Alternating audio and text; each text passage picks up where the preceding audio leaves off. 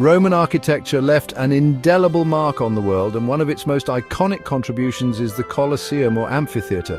These vast arenas served as venues for gladiatorial contests, public spectacles and various forms of entertainment that attracted thousands of spectators. As the Roman Empire expanded, amphitheaters were built across its territories, each one a symbol of Roman engineering prowess and imperial power. Today, these monumental structures stand as a testament to the grandeur of the Roman Empire, with several still remarkably well preserved. Below are the top 3 largest Roman Colosseums that have survived the test of time. Standing as the crown jewel of Rome, the Colosseum, also known as the Flavian Amphitheatre, is the largest and most iconic amphitheatre ever built. Its name reflects its creators, the Flavian dynasty, who erected this monument on the site of Emperor Nero's extravagant Golden House. This was a shrewd political move, returning land to the public that Nero had appropriated for his own use, and creating a grand venue for popular entertainment. Commissioned by Emperor Vespasian and completed by his son Titus in AD 80, its construction was a marvel of speed and scale, financed by spoils from the siege of Jerusalem. The Romans employed revolutionary techniques, using travertine limestone for the main pillars and an innovative brick-faced concrete for the vaults, allowing the massive structure to be built in just a decade. The Colosseum is a symbol of Roman ingenuity. Its design could hold up to 80,000 spectators, with seating meticulously arranged by social rank. 80 ground-level entrances, known as vomitoria, allowed the vast crowds to enter and exit in minutes. Beneath the arena floor lay the hypogeum, an intricate network of tunnels where gladiators and animals were kept, ready to be hoisted into the arena through trapdoors for dramatic effect. The Colosseum was primarily used for brutal and spectacular events. The inaugural games lasted 100 days, featuring gladiatorial contests, wild animal hunts or venationes, and even mock sea battles for which the arena floor could be flooded. Its structure, made of concrete and stone, has largely withstood centuries of wear. After the fall of the empire, it was repurposed as a fortress and, most destructively, a quarry. Its stones were plundered to build many of Rome's famous palaces, and major earthquakes caused further damage. Despite this ruin, it remains an iconic symbol of the Roman Empire. Extensive restoration efforts have sought to preserve what remains. Today, as a UNESCO World Heritage Site and one of the new 7 wonders of the world, it captivates millions of visitors annually, a silent witness to both the glory and the brutality of ancient Rome. Just south of modern Naples, in Santa Maria Capua Vetere, lie the imposing ruins of the Amphitheatre of Capua.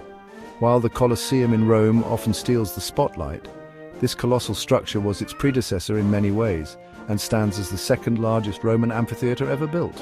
Constructed in the late 1st century AD, its scale and design were a testament to Capua's wealth and importance in the Roman world, a city once considered a rival to Rome itself. Designed to hold up to 60,000 spectators, its 4-tiered structure was adorned with ornate decorations, including busts of deities that once gazed down upon the bloody spectacles below. The arena floor, or arena, was the stage for elaborate public games, or ludi, featuring brutal gladiatorial combat, wild beast hunts known as venationes, and even public executions, all designed to entertain the masses and reinforce the power of the Roman elite. But Capua's most enduring legacy is tied to the men who fought and died on its sands. The city was home to one of the most famous gladiatorial schools in the Roman Republic, owned by Lentulus Batiatus. It was from this very school that the Thracian gladiator Spartacus led a daring escape with around 70 of his fellow combatants in 73 BC. This act of defiance ignited the Third Servile War, a massive slave rebellion that shook the foundations of the Roman Republic and immortalized the Amphitheatre of Capua not just as a place of entertainment, but as the cradle of a legendary revolution. Over the centuries, the amphitheatre fell into disuse and was systematically plundered for its stone, its materials repurposed for new construction. Yet what remains is profoundly evocative. Visitors can still explore the surviving arcades and the intricate network of underground tunnels, the hypogeum, where gladiators and wild animals awaited their turn in the arena.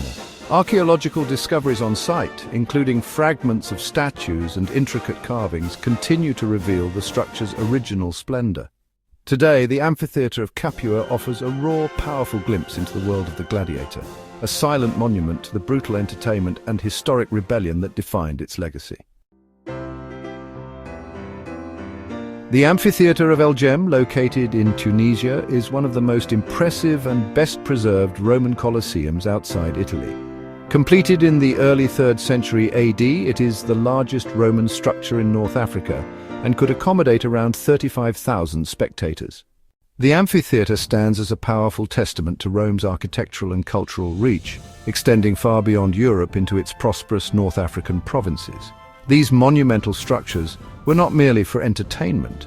They were instruments of Romanization, a way to project the power and cultural identity of the empire onto its diverse territories.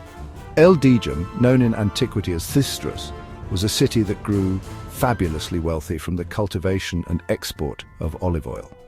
This prosperity fueled immense civic pride, leading its citizens to commission an amphitheatre that would rival even the grandest in the empire. Within these walls, citizens witnessed the full spectrum of Roman public spectacles: brutal gladiatorial contests, thrilling chariot races, and elaborate wild animal hunts. Unlike Rome's Colosseum, El Jem was constructed almost entirely from massive stone blocks, a freestanding marvel of engineering built without foundations, resting directly on the flat ground. While it lost part of its upper levels, partly when used as a fortress by local Berbers in the 7th century, the structure remains remarkably intact.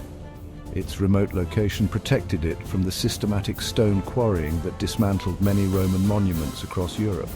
Today, its towering arches and the labyrinthine underground passages where gladiators and animals awaited their fate are astonishingly well preserved.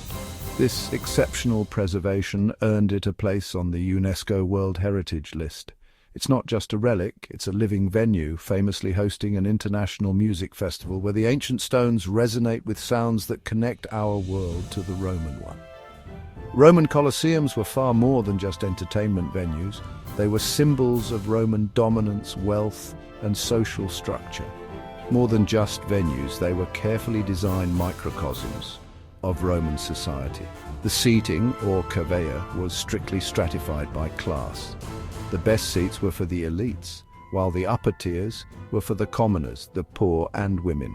Every event reinforced this rigid social hierarchy, reminding every citizen of their place. This was the policy of panem et circense, bread and circuses in action. By providing free, spectacular entertainment, the ruling class could placate the populace and foster a shared sense of Roman identity, a powerful tool for social control across a vast empire. The engineering was revolutionary. The Romans perfected the use of the arch to create vaults that could support immense weight. Their invention of concrete was a game changer, but equally brilliant was the crowd control. A network of corridors called vomitoria allowed tens of thousands to exit in minutes, a design principle still fundamental to modern stadiums. But their journey through history wasn't always one of preservation. After Rome's fall, many were repurposed. They became fortresses, walled residential areas, and convenient quarries for new buildings. Their stones live on in the cathedrals and palaces of medieval Europe, a testament to their enduring utility. Today, they are not only tourist attractions but also symbols of ancient Rome's might and its lasting influence on architecture and urban planning. Other magnificent examples carried this legacy forward. The Amphitheatre of Nimes in France is considered the best preserved in the world. The Verona Arena in Italy has been transformed into a world-renowned open-air opera house. From Arles to Pula, these structures are not silent relics. They are powerful, enduring monuments that connect us to the ambition, ingenuity, and complex soul of Roman civilization, continuing to inspire awe.